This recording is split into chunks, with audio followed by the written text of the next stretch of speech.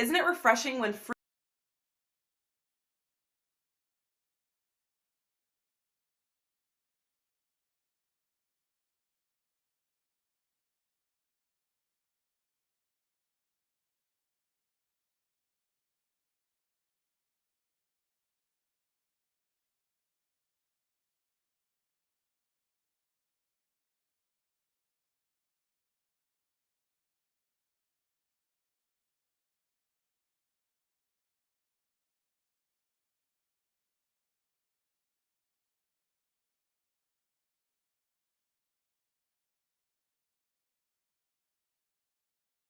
ready to take your favorite WagerTalk handicappers wherever you travel this football season? The WagerTalk TV app is now live for phones, tablets, smart TVs, and streaming platforms. Tune into your favorite shows like WagerTalk Today, Bet on It, and the Opening Line Report, plus browse through our extensive library of sports betting tips. Create your personal playlist of betting tip videos to help you prepare for the upcoming season, and set notifications to alert you when new content is added. Download the app for Apple, Android, Amazon, and Roku devices by searching for WagerTalk TV, or scan the QR code on your screen to join the winning conversation today.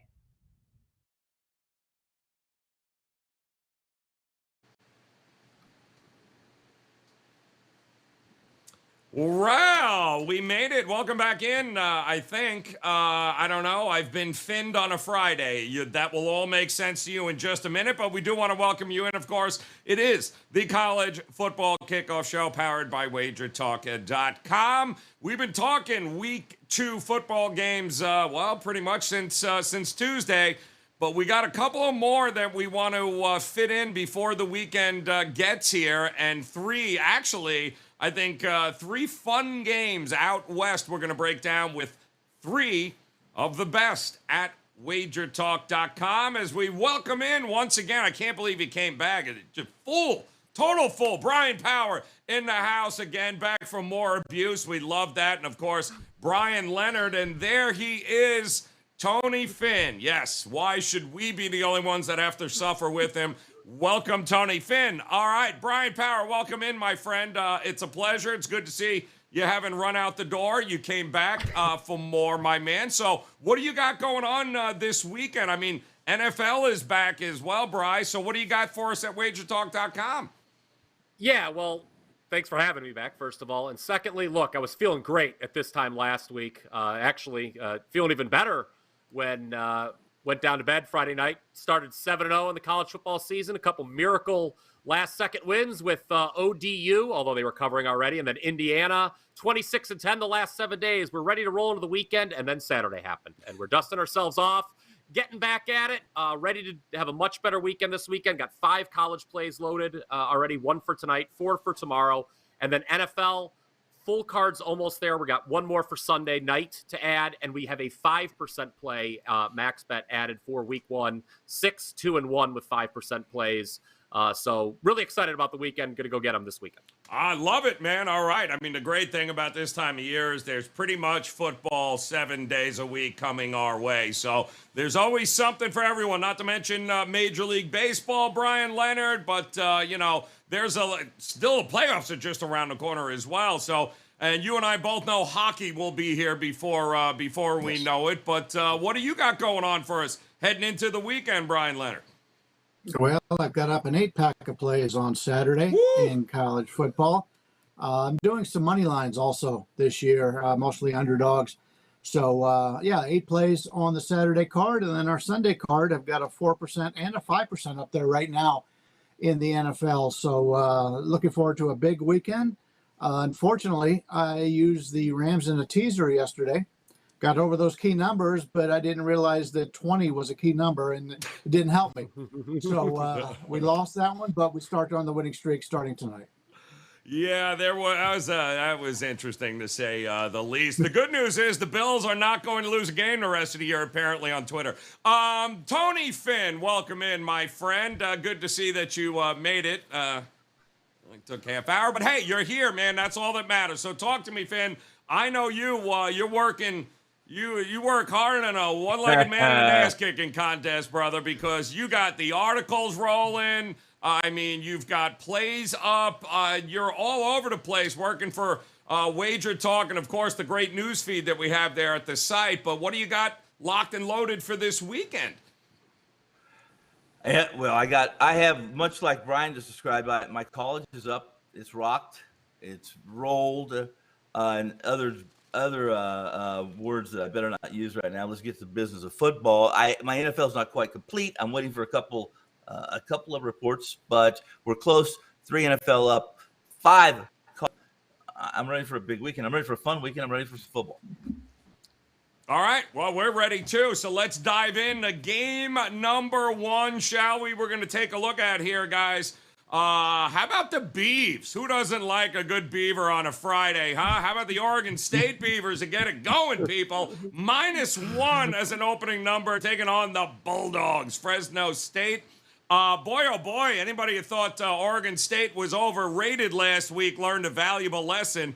Hint, they're not. 61.5, but this is a big ask going on the road as a favorite here. Fresno State, talk to me, Bryan Power. What do you think of Oregon State and Fresno State? It's pretty much a pick 'em. All right, we're going to start here with the Mountain West. It might really be bad this year. I think we need to take a look at that conference as a whole. Hawaii and Wyoming, they're among the least experienced teams in the country, not looking good. Utah State ranks pretty high on my regression list, at least. You got the usual dregs, UNLV, San Jose State, New Mexico, and 2 of the top teams, San Diego State and Boise State. You just mentioned Boise State, Oregon State last week, Joe.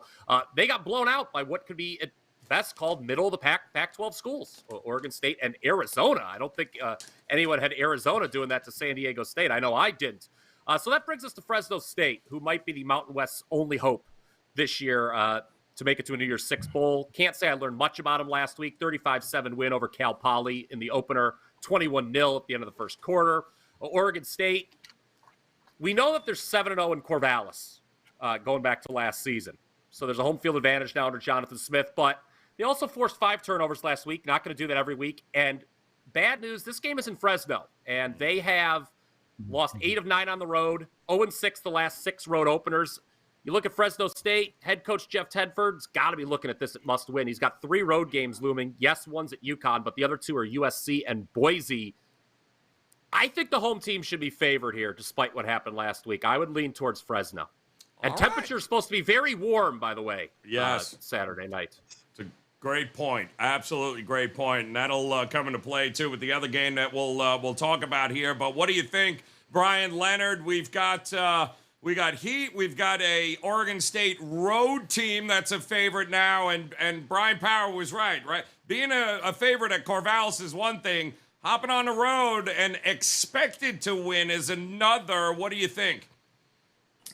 Yeah, talking about the temperatures, they may reach 100, but that'll be during the day. This will be a night game, late night game, so it should cool down a little bit by then. But yeah, the Oregon players are not used to playing in that kind of temperature. To me, it looks like an overreaction to week 1. If you watched that game last week, Boise was just terrible. Brian mentioned turning the ball over 5 times. Still have some quarterback issues. They haven't announced a quarterback in tonight's game. In fact, we'll learn a little bit when Boise plays New Mexico tonight. Hopefully it doesn't take away our lines if we're looking to play Fresno. But Fresno is a team that I'm looking to bet on. They're playing at home. They play very strong at home. And Oregon State, as been mentioned, is not a very good road team. Oregon State in the last game against Boise couldn't do a thing on the lines. Oregon State had a terrific passing attack. I'm more worried about Boise. I think we learned more about Boise than we did for Oregon State here. Boise is a team that I had some question marks coming into the season, and they looked real bad last week. So we may be able to take that with a grain of salt here. Fresno's a team very good. I like the situation here. Fresno, and like Brian, I think they should have been the favorite here. Give me Fresno at home. All right, love it. All right, Fresno, it is. Are we making it a clean sweep, Tony Finn? Is it the home team for you, or do you like the away favorite here in Oregon State?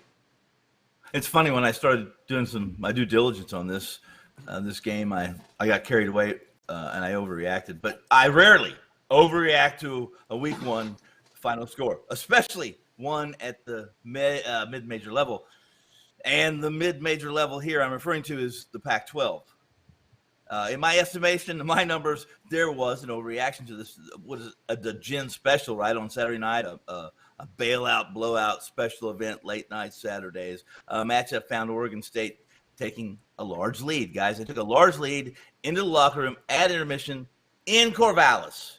So after that, really after the first quarter, guys, this game is something that should be thrown in the trash. It's on the editing floor, and it should never come off because in a nutshell, the defensive line of Matlock, Tarlis, Washington, and the Smurf field, meaning the other players, they didn't record a sack in 60 minutes of play. This is supposed to be a good defense, right? Coach Ellis, he always said as much in his post-game presser that there is no name on the depth chart at first as the first quarterback. So they were in, like Brian said, we're not even sure who's going to start. So the Beavers were aggressive in the first quarter. The Broncos had 3 running plays, all lost yards, total of 5 yards, negative 5 yards. The punts, the first score box score said loser. So it's hard to take anything from that game in my orbit. And truth is, here's what I would say. I like Fresno State, but I think let's throw something else on here and say Boise playing the Lady Lobos, and that date they have with her. If they don't come out of there smiling with and having a blushing glow, then it's time to overreact. Give me Fresno State at home. Fresno State going with the what feels like a 30-year-old Jake Hayner to get it done there. Seems like he's been there for like a million years, my goodness. But Fresno State as a dog at home taking care of business against Oregon State. It is a clean sweep on that one. Gentlemen, let us move to game number 2, and I am looking very forward to this one here as the Big 12, at least what's left of it, Baylor, heading out a little west there, taking on BYU. Talk about a bunch of 30-year-olds. -3 is an opening number there for the Utah, and 53.5. And, man, I got to tell you, the experience on BYU, Bryan Leonard, 19 starters back on a 10-win team from last year. Every one of them has a wife and kids. I'm only kidding. But the reality is they should be ready for this game. They certainly were ready in South Florida last week. What do you think here about the home team laying a field goal? Yeah, you made a joke about the age of BYU players, and I got to tell you, I'm 60 years old. A 30-year-old woman would kill me. So there's nothing wrong with 30-year-olds. Yeah, BYU is one of those teams that over the years, they've had good quarterbacks and they've had good line play. They struggled a little bit in line play last year, and they struggled in line play last week. The offensive and defensive lines just haven't been there, and that's usually a strength of this BYU team. And now they're playing a Baylor team who's been really good the last couple of years. I expect big things out of Baylor, and Baylor's got a great running attack. I think Baylor will be able to move the ball very well on BYU. Somewhat surprised this line is still 3. Most of the people I've talked to like the Baylor. I agree. I think we're getting a nice underdog play here, and you're getting the key number of 3 on a team that I think can run the ball all day long against this BYU defense. So, Dave Aranda, certainly, I would give him the coaching edge, although slightly here, Tony, Finn. You got to love what he's putting together there at Baylor. But this is a tough ass to go to Provo here and upend this BYU team again. That's a lot of experience back early in the season for BYU. What do you think? Well, this summer, I kept saying to myself I would tune in to some podcasts or I would watch one of the major college football portals on my one channel TV, only ESPN. That's about it.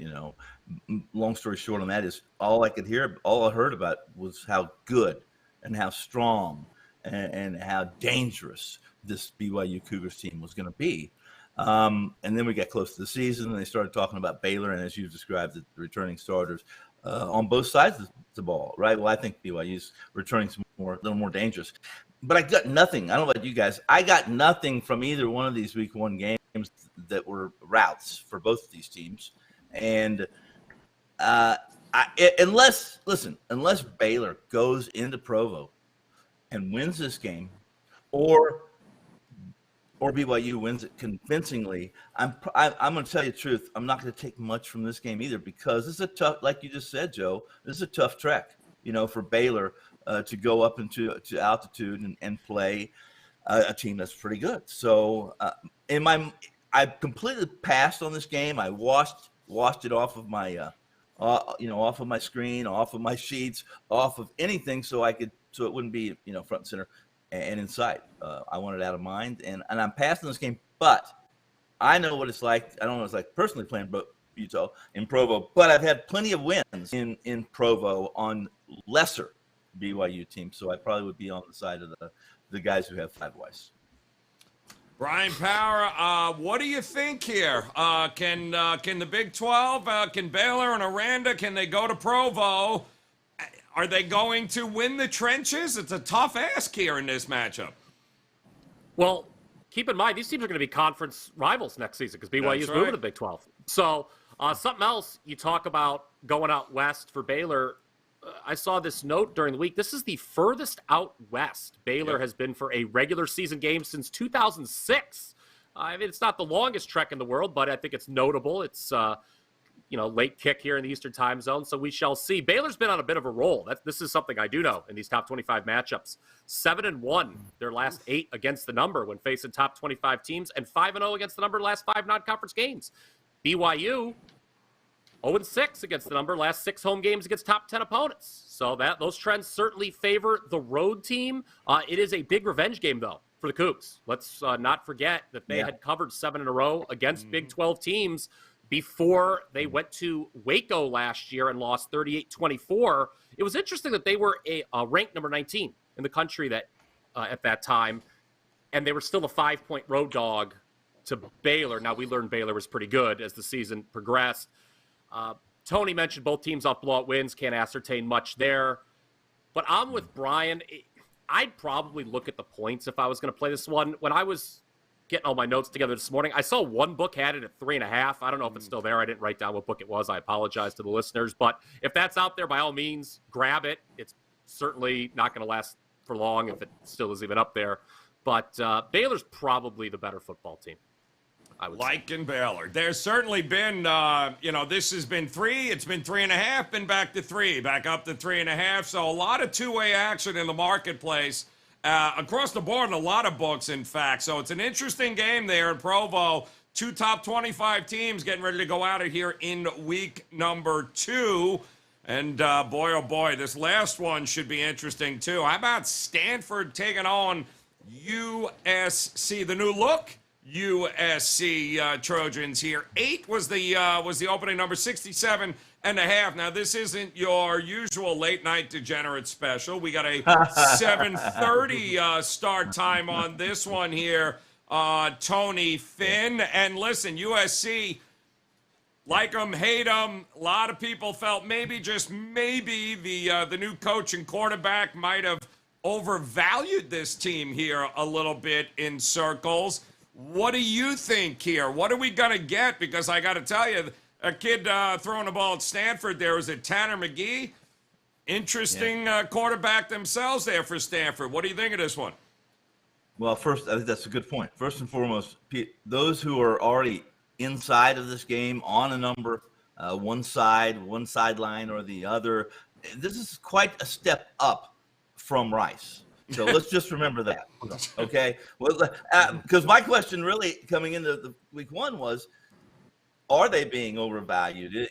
This isn't like coach and quarterback have been in LA for years and years, and that it's a Sunday walk in the park from the locker room to the field, and they know where everybody is and who everybody around them are. I learned my lesson a long time ago, guys, and I think probably some of you would agree with this, and that was, you stay away from USC when they're playing Stanford. And Stanford plays this team as tough as anybody. When they're bad, they played USC tough. Now, that was old USC, right? This is the Pac-12, where on any given Saturday, any team can really, really look bad. So that is the Pac-12 I know and I love. And listen, Stanford won handily at USC last time, right? How long did they have they won how long did they have the ball? 17 minutes and 30 seconds. This is a different year. This is a different team. It's a whole different backdrop, and the climate's going to be different as far as what you're going to see from USC. I'm really excited actually to watch this game. If I can't be on Stanford, I can't do it. You look at the matchup, you look at the numbers, I can't do it. If you're doing that, it's based on history and trends, et cetera, et cetera. I'll take USC and I'll lay the number. USC is laying the number.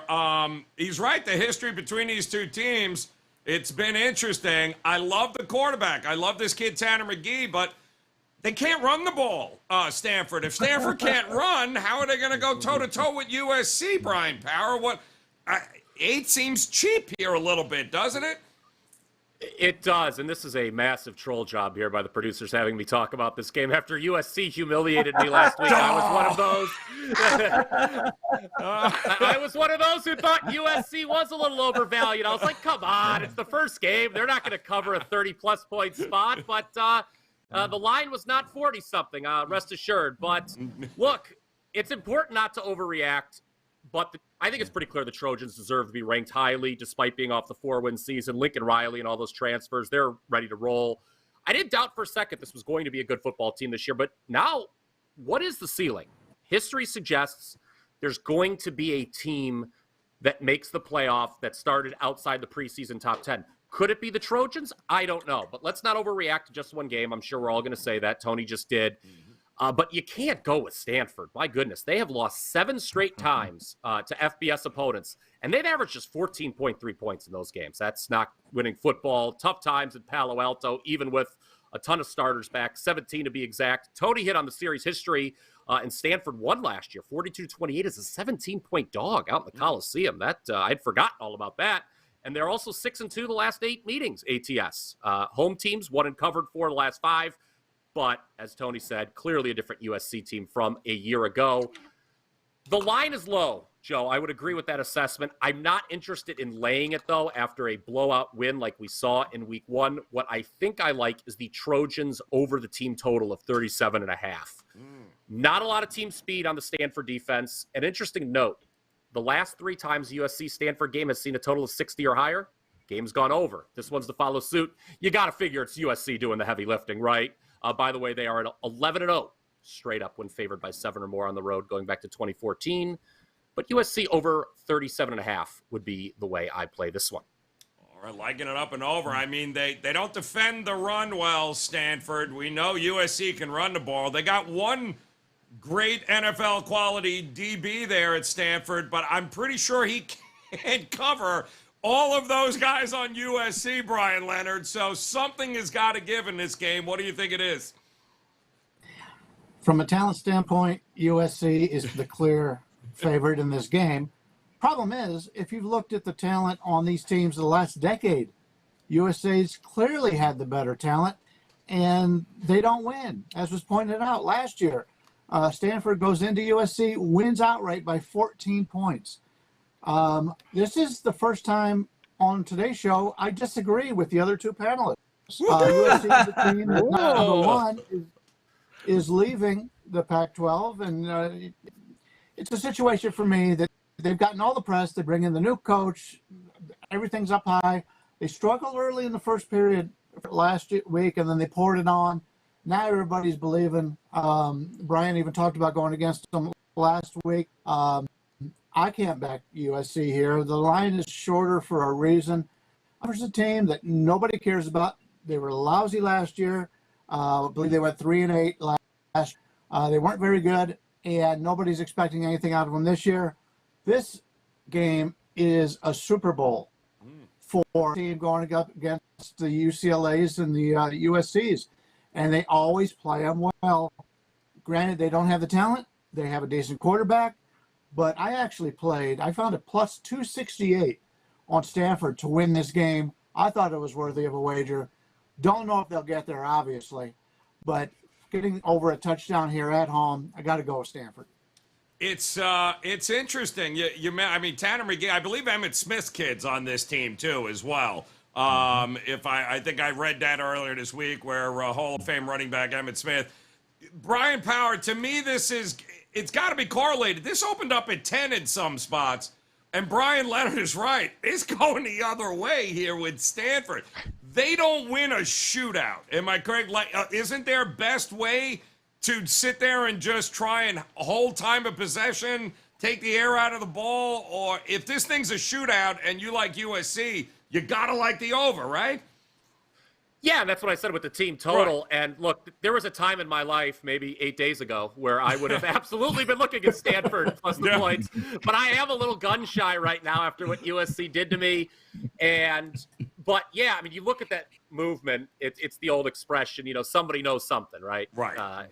Because most bettors are going to look at a line like that and say, "What? 7.5 with USC, top 10 team against an unranked team?" But I don't know, man. I'm gun shy right now. USC have maybe looked bad, so we'll just go over the team total on this one. But you are correct that for Stanford to at least cover the spread, they have to keep it low scoring. If I'm correct, if USC hits that over on the team total, Stanford's probably not covering because I don't see them scoring 30 points. Stanford's win total this year, guys. 4. Boy, they get this one. Anybody holding over tickets on that going to be jumping for joy here right now. So should be a good one. It always is. 7:30 Saturday there out west with the Trojans taking on the Stanford Cardinals. So that means it is time to put these guys on the clock, so to speak, and figure out which one of these games, or any game for that matter, that they like a little bit more than the rest for some best bets. And Tony Finn, I will start with you just to get you the hell out of the way. Talk to us here. Which way are you looking at, Tony Finn, here for a best bet today? I'm going to let's go to Fort Collins. Let's go to Fort Collins, just north of Denver, up that highway. I don't remember the name of that highway or number of that highway, but just north. And just south of Laramie, too. We're going to go Colorado State. Yes. They're going to be hosting I want to say they're hosting Nevada because I can't wait for that, of course, because of the coaching changes and all the portal jumps, et cetera, et cetera. But they're playing one of my longtime favorites, that being Middle Tennessee. Ooh. Now, I circled this game prior to week 1 for a couple reasons, and I don't remember, guys, where I saw this or where I read this, and I may have seen it or heard it. And you can answer this, Joe. Due to Chris Andrews' appearances, or at least his relationship with Teddy always covers, and that programming on Sports Grid, right? Yeah. And he may have said, but he said this game was weird, or he had mentioned it was weird. And I think I would have read it, please. But long story short is he said that he opened as 8. Immediately, the line went to 8.5 up, and he said he saw it coming. So he jumped it to 10, and he didn't get it to 10. That they pushed it all the way to 11.5. Some books found this game going to 12.5. It settled down a little bit. There was some buyback recently when it went to 12.5 or 12 and closed on the overnight. But long story short is I got this game at 8.5. I saw it at 7.5. It flipped on our live on screen here at WagerTalk. And I said, and then it went to 7. I said, it's never going to go to 7. Well, it went to 7. I was wrong, but it was at 7 for about 12 minutes. 15 minutes. And then it went back up, and here we sit, guys, right? Here we sit. In short, this has been these numbers that this move past, the key numbers, is, as Andrew said, this is wise play. This is wise guy movement. There's no buyback, anything, truthfully, on the key numbers. So when the bell rang on Monday morning and it was 7.5, I didn't get 7.5. I got the 8.5. And I made this game 12.5, 13, right in that area. So me making this a best bet, somebody might say, well, if you got 8.5, what can you possibly be thinking this number is a best bet? Because I think the Rams are going to destroy this Stockstill team. And I've always been a Stockstill fan. This is a Middle Tennessee team that has been historically rich in winning seasons, bowl games. And until recently, I thought maybe 2019 was an aberration when this team was 4-8. I think their team was 4-8, but then they were 4-8 in 2019, right? And then they started 0-4 and 20, 3-6 for the season. And I said last year they had to bounce back because that's how good Coach Rick is. And this Raiders team has been tradition, right? They didn't. Not only they did bounce back. Listen, they started 2-4, they closed 5-2, but the 5-2 close to the season, a 7-6 overall campaign. Those final 7 games came against FBS Barbies. Trust me, look at the schedule. There's trouble, mostly because of the abandoned, the teams, programs that are jumping ship from Conference USA over to, let's use an example. I like it. Yeah. That signal, Yes. that's a signal Do you for the like Sun that? Belt Conference. That means shut your ass, all right? I thought you were going to keep it short. You said short like 20 minutes ago. In short, I'm going to keep rattling off these numbers. What the hell is your play? I still don't even know what you're playing. Are you laying the 11 or 11.5? I'm laying 11.5. It's good to 13. Okay. Last week's loss. Yeah, To James I Madison. finally got that out. Hell. 11.5. And by the way, it probably still may go to 13.5. I like the under in the game because I don't trust either offense to play fast enough to score 70 points or 60 that they're planning. So I kind of with you. I like Colorado State to kind of run them over. They're going to score more points. Question is, can they score enough to go over? They certainly will score enough to cover, Bryan Power. What do you think here in your best bet for the day? Is it going to be one of these 3 games, or are you going to go outside? I heard Rice is playing this week. I'm just going to throw that out there. I'm not sure if you want to jump back on the bandwagon, but go ahead, man. Where are you going? Nah, I'm okay with the Owls. And you talk about direction that I'll be going. I looked it up. It's I-25, by the way, Yes. from Denver to Fort Collins. It is Thank you. I-25 for those keeping score at home. But we're going to go to the other side of the country, a little bit closer to home, at least to me. Virginia and Illinois. I do not understand this number at all. Maybe you guys can help me out. Last year, Virginia, they were a 10.5-point favorite against Illinois. What did they do? They won 42-14. I know that game was in Charlottesville, but the Cavaliers, they still have quarterback Brennan Armstrong. Last time I checked, he went for 400 yards last year against the Illini defense. I watched the game last Friday, Joe. I know Illinois should have beaten Indiana. They did not. I don't think either of those teams are particularly good. And they beat up on an inexperienced Wyoming team in the opener. So 38-6, that doesn't really impress me. Even if you think Illinois is better now than they were last year when they lost 42-14 and Virginia's worse, I do not see the case for moving this line more than 2 touchdowns, even with the game being in Champaign. Give me the better team getting points in this ACC Big Ten matchup. Virginia, who's +4? Let's see, Armstrong, DeVito, I'm kind of with you. I think there's some value there. Certainly could be in the total as well. What do you think, Bryan Leonard? You got plenty of options to choose from here. Where are you going to go for a best bet? I was going to go with a long diatribe about some great stats, and Tony took all my time away. So I'm going to stick with one of the 3 games we've already talked about since I like them all. I'm going to go with the Fresno State. As I mentioned earlier, I think that Oregon State is good. It showed against Boise, who looked very unprepared last week. Give me Fresno State playing at a very tough venue. Oregon State's not good on the road, and we're getting Fresno State here plus the 1, and that'll be my best bet. All right, he's liking Fresno State to get it done. There it is, guys. Fresno State for Bryan Leonard taking the point, the home dog. Bryan Power says, I don't get it. Give me the better quarterback. Give me Virginia over Illinois. And Tony Finn looking for a blowout. He's going to get it. The question is, well, they covered at 11.5 in the first half. By the first quarter, by the third quarter, Middle Tennessee is hot trash. 11.5. He is laying it in the what did you say, Tony? I-11? I-10? I-25. I-25. There it is. I-25. It is there, guys. I didn't say it. Take the I-25 to WagerTalk.com when you get a chance. You can visit not only Tony Finn, Bryan Power, but Bryan Leonard. And you can hit the free odds page there, get up-to-date information in real time across the sportsbook landscape.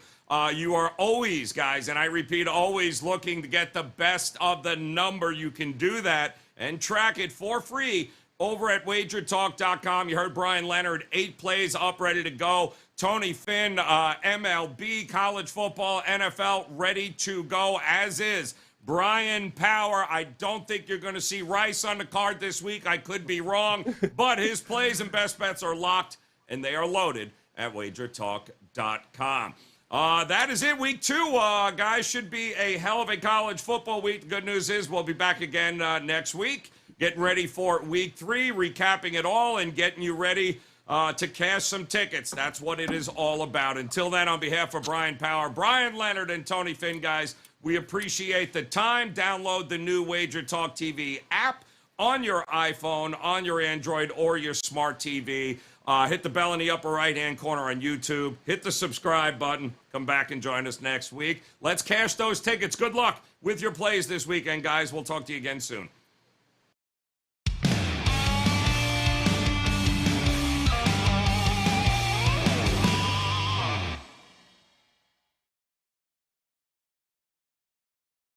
Ready to take your favorite WagerTalk handicappers wherever you travel this football season? The WagerTalk TV app is now live for phones, tablets, smart TVs, and streaming platforms. Tune into your favorite shows like WagerTalk Today, Bet on It, and the Opening Line Report, plus browse through our extensive library of sports betting tips. Create your personal playlist of betting tip videos to help you prepare for the upcoming season, and set notifications to alert you when new content is added. Download the app for Apple, Android, Amazon, and Roku devices by searching for WagerTalk TV, or scan the QR code on your screen to join the winning conversation today.